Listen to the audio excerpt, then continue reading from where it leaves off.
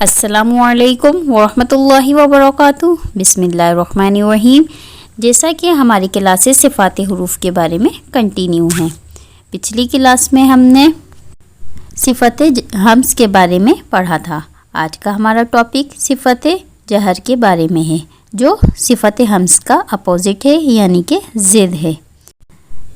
جہر کے لغوی معنی ہیں بلندی، یعنی کہ اونچائی، اور اصطلاحی معنی ہیں قوت کی وجہ سے آواز کا بلند ہونا۔ اسے کہا جاتا ہے جہر۔ اب جانتے ہیں جہر کی جو صفت ہے وہ کن حروف میں پائی جاتی ہے۔ جہر کی جو صفت ہے وہ 19 حروف میں پائی جاتی ہے، یعنی کہ 19 حروف میں پائی جاتی ہے، یعنی کہ حروف محموسہ کو چھوڑ کر باقی کے جو 19 حروف ہیں ان میں صفت جہر پائی جاتی ہے۔ ہمیں معلوم ہے، پچھلی کلاس میں ہم نے پڑھا تھا کہ حروف محموسہ کون سے ہیں۔ فَحَثَّهُ شَخْصٌ سَكَتَ، یہ جو ہیں یہ اس میں 10 جو حروف آ رہے ہیں یہ حروف محموسہ ہیں۔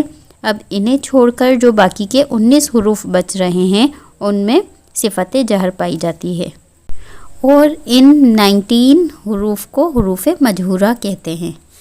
اب یہ 19 حروف کون کون سے ہیں؟ الف، با، جیم، دال، ذال، رو، زا، ضاد، طا، ظا، عین، غین، قاف، لام، میم، نون، واو، حمزہ اور یا۔ یہ 19 جو حروف ہیں یہ حروف مجہورہ کہلاتے ہیں، اور ان 19 حروف میں صفت جہر پائی جاتی ہے، اور ان حروف کو حروف مجہورہ کہتے ہیں۔ اب ان کی ادائیگی کے بارے میں جانتے ہیں۔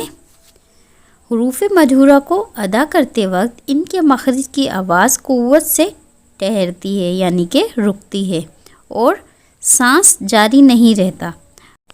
صفت ہمز میں پڑھا تھا کہ آواز جو ہے وہ نرمی سے رکتی ہے اور سانس جاری رہتی ہے، لیکن اس میں جو ہے وہ آواز جو ہے وہ قوت سے رکتی ہے اور سانس جو ہے وہ جاری نہیں رہتا، اور آواز میں بلندی ہوتی ہے، یعنی کہ اونچائی ہوتی ہے۔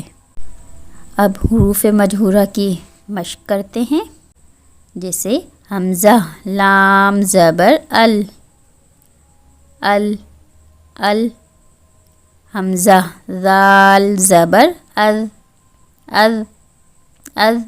دیکھیں ایک دم سے جو ہے یہ آواز رک رہی ہے، کنٹینیو نہیں ہے، نہ اس میں سے ایئر فلو جو ہے وہ پاس ہو رہا ہے۔ اذ، ایسے ہی حمزہ، وا زبر اذ، اذ، اذ، اور یہ حرف ادا کرتے وقت وائبریشن سی فیل ہوگی۔ حمزہ، میم زبر ام، ام۔ کچھ اور مثال دیکھتے ہیں، جیسے اذینہ، اذینہ، امرا، امرا، عدلہ، عدلہ، عدلہ، ویلن، ویلن، اعوذ، اعوذ، اعوذ، بعد، بعد۔ مجھے امید ہے آپ لوگوں کو آج کی کلاس سمجھ میں آ گئی ہوگی، لیکن اگر پھر بھی کوئی بات سمجھ میں نہیں آئی ہو تو کمنٹ باکس میں کمنٹ کر کے مجھ سے معلوم کر سکتے ہیں۔ اس کے ساتھ ہی مجھے اجازت دیجیے، دعاؤں میں یاد رکھیے گا۔ اللہ حافظ۔